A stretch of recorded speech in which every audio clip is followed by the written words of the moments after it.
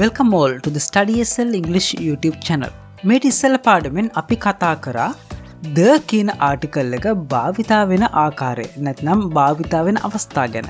අපි එදා කතා කරා the කියන ආටිකල් එක එදිනෙදා ඉංග්‍රීසි භාෂාව භාවිතා කරනකොට කොයිතරම් වැදගත් වෙනවද කියලා. ඒ වගේම අද අපි කතා කරන්න යන්නේ the කියන ආටිකල් එක භාවිතා නොවන අවස්ථා. the කියන ආටිකල් එක ගොඩාක් වැදගත්. ඒ වගේම ගොඩාක් පැටලවෙන නිසා තමයි මෙන්න මේ විදිහට අපි the ආටිකල් එක ගැන කතා කරන්නේ. අපි යන් පාඩමට. the කියන ආටිකල් එක භාවිතා නොවන පළමු අවස්ථාව විදිහට අපිට හඳුන්වා දෙන්න පුළුවන් යම්කිසි පුද්ගලයන්ගේ නමක් ඉදිරියෙන් the කියන ආටිකල් එක භාවිතා වෙන්නේ නැහැ. උදාහරණයක් විදිහට අපි හිතමුකෝ ඔයාගේ නම කමල් කියලා. අපි කිසිම වෙලාවක the Kamal, the Sunil, the සමන් අන්න ඒ වගේ නමක් ඉදිරියෙන් the කියන ආටිකල් එක භාවිතා කරන්නේ නැහැ. ඉංග්‍රීසි භාෂාව භාවිතා කරනකොට මෙන්න මේ නීතිය හොඳට ඔළුවේ තියාගන්න ඕන. the කියන ආටිකල් එක භාවිතා නොවන ඊළඟ නීතිය තමයි breakfast, lunch, dinner යන මෙන්න මේ වචන සමග the කියන ආටිකල් එක භාවිතා වෙන්නේ නැහැ.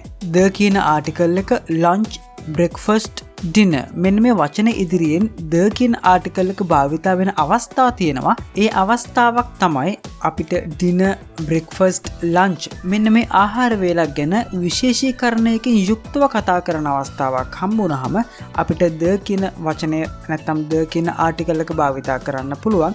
ඊට අමතරව වාක්‍යයක භාවිතා කරනකොට ආහාර වේල ඉදිරියෙන් the කියන ආටිකල් එක භාවිතා කරන්නේ නැහැ.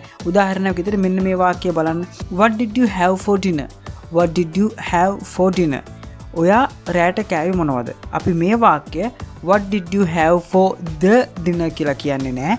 මොකද ඒක ව්‍යාකරණානුකූලව වැරදි.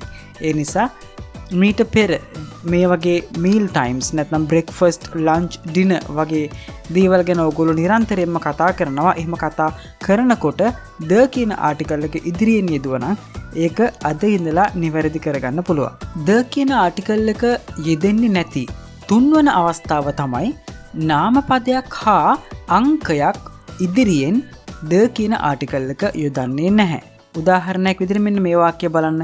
The train will arrive at platform 8. මේ වාක්‍යයෙන් කියන්නේ දුම්රිය 8 වන වේදිකාවට පැමිණේවි. දැන් මෙතනදී අපි කියන්නේ නැහැ the train will arrive at the platform 8 කියලා. platform 8 කියන නාමපදය සහ අංකය ඉදිරියෙන් the කියන පදය යොදන්නේ නැහැ. තවත් උදාහරණ විදිහට මෙන්න මේ වාක්‍යය බලන්න. The bus will leave from bay 6. service bay අංක 6න් බස් එක පිටත් වේවි. The bus will leave from bay 6.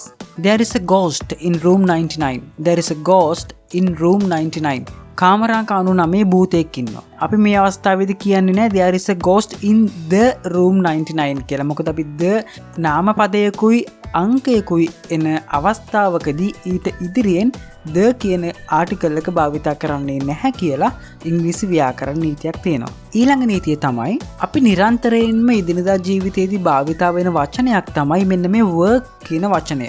work නැත්නම් වැඩ කරනවා. මේ work කියන වචනය විවිධ ආකාරයෙන් භාවිතා වෙනවා. උදාහරණයක් විදිහට go to work වැඩට යනවා. finish work වැඩ ඉවර කරනවා. start work වැඩ ආරම්භ කරනවා.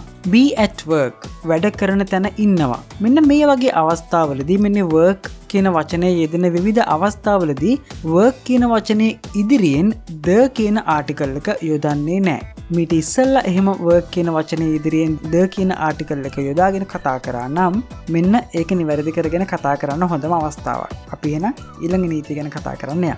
the කියන ආටිකල් එක නොයෙදෙන තවත් විශේෂ අවස්ථාවක් තමයි අපි නිරන්තරයෙන්ම භාවිතා කරන home කියන වචනේ සමග. home කියන වචනේ ඉදිරියෙන් the කියන ආටිකල් එක යොදන්නේ නැහැ.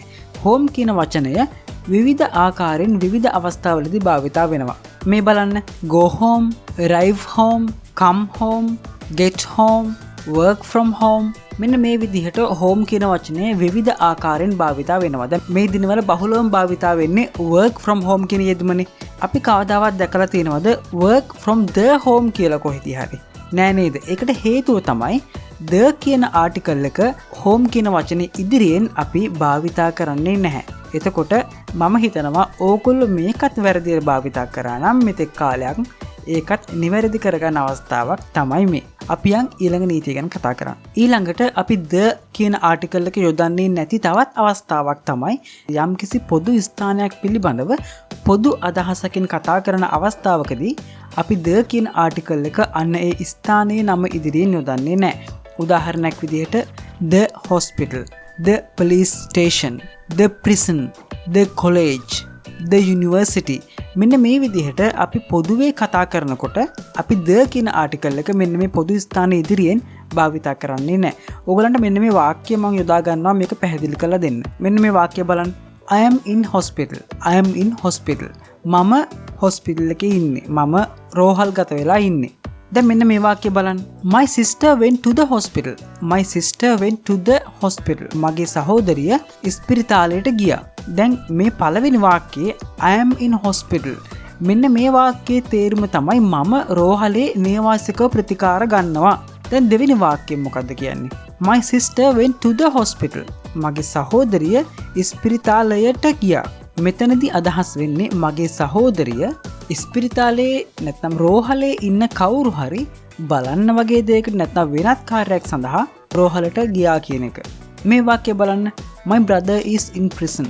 මගේ සහෝදරයා හිරේ ඉන්නේ. මගේ සහෝදරයා සිරකරුවෙක්. උතර මෙන්න මේ වාක්‍යය බලන්න. My mother went to the prison. My mother went to the prison. මගේ අම්මා prison එකට ගියා. මේ වාක්‍යයේ තේරුම තමයි මගේ අම්මා prison එකට ගියා. නැත්නම් හිර ගෙදරට ගියා. නැත්නම් බන්ධනාගාරයට ගියා.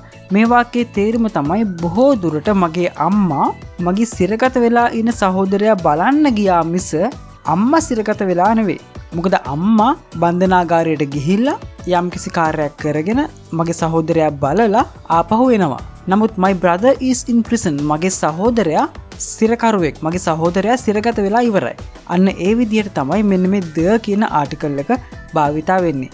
බොහෝ දුරට ඕගලන්ට එකපාරට මේක තේරෙන්නේ නැති වෙන්න පුළුවන්. නමුත් ටික කාලයක් පොඩ ඉංග්‍රීසි භාෂාව භාවිතා කරනකොට චුට්ට කියවනකොට ඕගලන්ට මේ දේවල් ඉබේම ඇඟට අවශෝෂණය වෙනවා. ඒ නිසා ඒ ගැන එච්චර හිතන්න එපා. ඒ නිසා මේ වගේ දෙයක් එකපාරටම තේරෙන්නේ නැතු වුණාට කලබල වෙන්න එපා.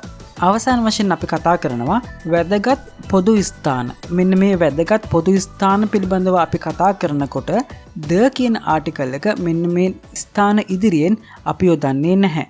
ද කටුනායක එයාපෝට්, ද කොළඹ හාබර් කියලා අපි කියන්නේ නැහැ. අපි කියන්නේ කටුනායක එයාපෝට්, කොළඹ හාබර්. මෙන්න මේ විදිහට තමයි ද කියන ආටිකල් එක ඉවත් කරලා තමයි අපි මෙන්න මේ ස්ථාන හැඳින්වීමේදී යොදාගන්නේ. මම හිතනවා දැන් ද කියන ආටිකල් එක භාවිතා කරන අවස්ථා ඉගෙන ගත්තා වගේම ද කියන ආටිකල් එක භාවිතා නොවන අවස්ථා ඉගෙන ගත්තාමත් ඕගොල්ලන්ට කතා කරනකොට ඉංග්‍රීසි භාෂාවෙන් ලියනකොට ද කියන ආටිකල් එක යම් තාක් දුරකට හෝ නිවැරදිව භාවිතා කරන්න ඉගෙන ගන්න පුළුවන් වෙන්නේ නැති කියලා. මම එහෙනම් ඕගොල්ලන්ට ආරාධනා කරනවා මේ ආටිකල්ස් මේවා ප්‍රැක්ටිස් කරන්න, ඉංග්‍රීසි භාෂාවෙන් දේවල් වලට ඇහුම්කන් දෙන්න, පොත්පත් කියවන්න උත්සාහ කරන්න. ඊට පස්සේ ඕගොල්ලෝ නොදැනුවත්වම નિરાයාසයෙන්ම භාෂාව ඕගොල්ලන්ගේ ඇඟට ඇතුළු වෙයි. එහෙනම් ඊළඟ වීඩියෝ එකකින් හමු වෙමු. ගිහින් එන්නම්. bye. ඔන්න ඔයාලට අද වීඩියෝ එකට අදාළ PDF එක නොමිලේම ඩවුන්ලෝඩ් කරගන්න පුළුවන් පහළ තියෙන ඩිස්ක්‍රිප්ෂන් එකට ආවොත්. ඒ වගේ වෙනත් e-book ඩවුන්ලෝඩ් කරගන්න Studysl වෙබ්සයිට් එකට යන්න අමතක කරන්න එපා.